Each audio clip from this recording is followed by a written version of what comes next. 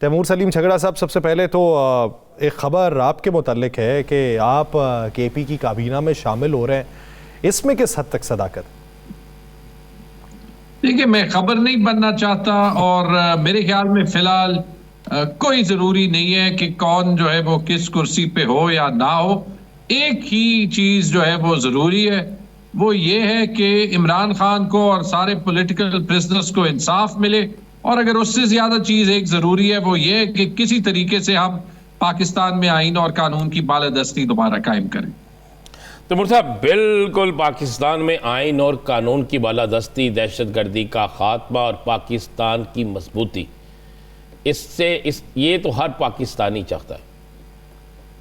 आज खान साहब की जो मुलाकातें हुई, आज खान साहब ने जिस अंदाज में बड़े मुतमिन भी थे, हंसे भी और कुछ अफसोस भी था मैच पे, ये सारी चीज़ें मिक्स थी। और खान साहब ने इशारा दिया कि अब बहुत सी चीज़ें तब्दील होंगी, और साथ में वो भी क्लियर कर दिया सलमान अकरम राजा साहब ने जो एक चीज़ चाह रही थी शेर अफजल मरवत वाली। तो आप क्या समझ रहे हैं कि खान साहब को बड़ा डिसीजन कर चुके हैं? और आज जिस तरह खान साहब की मुलाकातें हुई और आज ये भी कहा गया कि उनके बेटों से भी उनकी बात हो चुकी है, तो क्या बर्फ पिघल रही है? बर्फ नहीं पिघल रही। देखिए, इमरान खान तो जहां पे खड़े थे वहां पे खड़े हैं, वहां पे खड़े रहेंगे। अगर इशू है, वो चैलेंज है, तो वो हम सब का है कि क्या हम उनको वो सपोर्ट दे सकते हैं जिस लेवल का स्टैंड उन्होंने लिया है। क्योंकि एक बात तो साफ जाहिर है कि इमरान खान ने साबित कर दिया कि एक बंदा अकेले भी इस निजाम को चैलेंज कर सकता है जो 77 साल से पाकिस्तानियों के लिए वो नहीं प्रोड्यूस कर रहा जो करना चाहिए। और जब मैं कहता हूं कि इसी वजह से हमारे लिए चैलेंज ये है कि हम अपने आप को खबर ना बनाएं, मुझे ये फिक्र ना हो कि कौन मेरा हरीफ है, कौन पार्टी में आगे जाता है, कौन पीछे जाता है। एंड में जीतेंगे हम सब ही, लेकिन तब जीतेंगे जब इमरान खान बाहर होंगे और जब पाकिस्तान में दोबारा से जो है वो आइन और कानून का निजाम होगा। और मुझे हैरत नहीं हुई कि इमरान खान को क्रिकेट पे जो कल हुआ है गुस्सा था। 3-4 साल पहले ही थे ना, हम सबको वो तस्वीरें याद है। खान साहब का मेरे ख्याल में सऊदी अरेबिया का ट्रिप था जब पाकिस्तान ने इंडिया को 10 विकेटों से हराया था।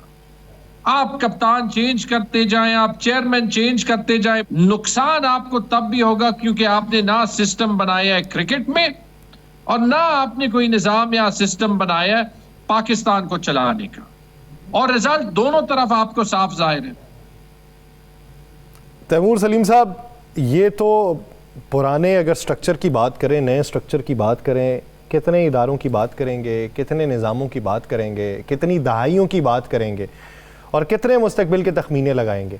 कब तक ये सारा सिस्टम चलता रहेगा? दावेदार तो बहुत से होते हैं, कोई एशियन टाइगर बनाने का, कोई मुख्तलिफ समत को लेके जाने का, कोई और रियासत बनाने का, लेकिन उसका आउटकम कैसे निकलेगा? क्या सिर्फ वादे, दावे, यकीन दहानियां, उम्मीदें? वादे और दावों से भी नहीं होगा, क्योंकि वादे और दावे तो हम 77 साल देख चुके हैं। डंडे के जोर से भी नहीं होगा। और ये इस बात से साफ जाहिर होता है कि जो वर्ल्ड बैंक ने और मजीद इंटरनेशनल इदारों ने खत लिखा है पाकिस्तान की हुकूमत को कि जिस तरीके से आपने बिजली के मुआहदे चेंज किए, उससे पाकिस्तान में इन्वेस्टमेंट कॉन्फिडेंस तबाह होगी।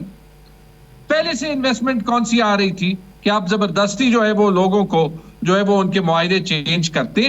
कुछ तरीके होते हैं, और जब आप डंडे के जोर से चीजें चेंज करते तो फिर यही होता है कि आपको समझ नहीं आ रही होती कि जो काम आप कर रहे होते हैं उससे फर्क क्या पड़ता है। इसी तरह अगर आप देखें जो काम हो रहा है, जिस तरीके से ये चोलिस्तान के ग्रीनिफिकेशन का प्रोजेक्ट है, उसका जो इम्पैक्ट सिंध पे होगा, ये तो साफ जाहिर है कि बिलावल भुट्टो, आसिफ जरदारी और पीपल्स पार्टी जो है वो प्रेशर में आके वो तो नहीं बोलेंगे।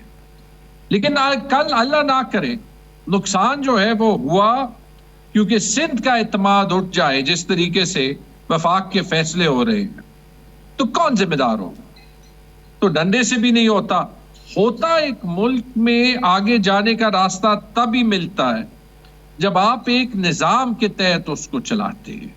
वो निजाम है हमारा 1973 का आईन, और अगर उसको बदलना भी है, इंप्रूव भी करना है, उस तरीके से करना है जिसमें पार्लियामेंट्री रिप्रेजेंटेटिव्स की अक्सरियत ये मान जाए कि हमें चेंज करना है, 26वीं तरमीम की तरह नहीं। लेकिन तैमूर सलीम साहब, आपने बात की कि वो खामोशी इख्तियार कर लेंगे, लेकिन आपको लगता है कि वो सिंध पे कंप्रोमाइज़ कर लेंगे और उन्हें ये होगा कि वोट बैंक अगर कम भी होता है तो कोई मसला नहीं, सिंध हाथ से जाता है मुस्तकबिल में तो कोई मसला नहीं?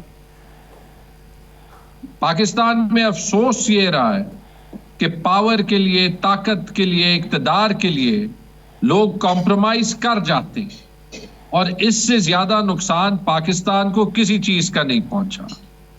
आप कह रहे हैं कि सिंध पे वो कॉम्प्रोमाइज करेंगे, कर लिया है, बात कर रहे, सबूत क्या है? ये हुकूमत खड़ी है पीपल्स पार्टी के सपोर्ट पे। कल पीपल्स पार्टी सपोर्ट पे ड्रॉ करे, कल ये हुकूमत नहीं खड़ी होगी। मैं ये नहीं कह रहा कि जो है वो ये जो प्रोजेक्ट है चोलिस्तान का, ये होना चाहिए या नहीं होना चाहिए, लेकिन खैबर पख्तूनख्वा में रहते हुए, ये देखते हुए कि कालाबाग डैम का जो प्रोजेक्ट था वो इतना सियासी बन गया था कि उसके जो टेक्निकल पहलू थे वो मैटर ही नहीं करते, ये हम अफोर्ड नहीं कर सकते। और अगर आपने ये इस टाइप के फैसले लेने हो तो फिर आपको फेडरलिज्म, रियासत कैसे चलती है, जमहूरियत में फैसले कैसे लेते हैं, ये चीजें समझनी पड़ती है। और पीपल्स पार्टी माजरत के साथ जो आज वाली है, वो चाहे भी तो वो एतराज नहीं उठा सकती, जैसे मैंने कहा, वरना वो तो कोई भी देख सकता है कि एक दिन में ये हुकूमत को मजबूर कर सकते हैं कि कोई गलत फैसला ना ले। अच्छा तैमूर साहब, आप ईद के बाद क्या देख रहे हैं? बड़ा एहतजाज, बड़ी तहरीक, या खान साहब की रिहाई? हमें इस तहरीक में जितनी पार्टियां हो सकती हैं उसको मिलाना है। हमें उसके साथ खैबर पख्तूनख्वा के गवर्नेंस में जिस हद तक हम तब्दीली ला सकते हैं वो लानी है। हमें ये कोशिश करनी है कि जो लोग जबरदस्ती ये हुकूमत डरा देती है ना कि वो अवाम घर से नहीं निकलती, कि वो हमारे साथ निकले। हमें अदालतों में खटखटाना है, हमें सारे दरवाजे इस्तेमाल करने इंसाफ के। लेकिन अगर वो दरवाजे अवेलेबल ना हुए, अगर सुप्रीम कोर्ट अपना रोल ना प्ले करना चाहती हो, अगर इलेक्शन कमीशन अपना रोल ना प्ले करना चाहती हो, तो फिर हमारे साथ कोई ऑप्शन नहीं है। ये तहरीक चलेगी और उस दिन तक चलेगी जब तक ये कामयाब ना होगी। इमरान खान से बड़ी इंस्पिरेशन नहीं हो सकती। अगर वो अकेला 600 दिन मुकाबला कर सकते हैं और उनकी आवाज इतनी तकलीफ पहुंचा सकती है कि उनसे हफ्ता तर हफ्ता उसके केसेस कैंसिल, तो फिर हम क्यों अपना छोटा सा रोल नहीं प्ले कर सकते?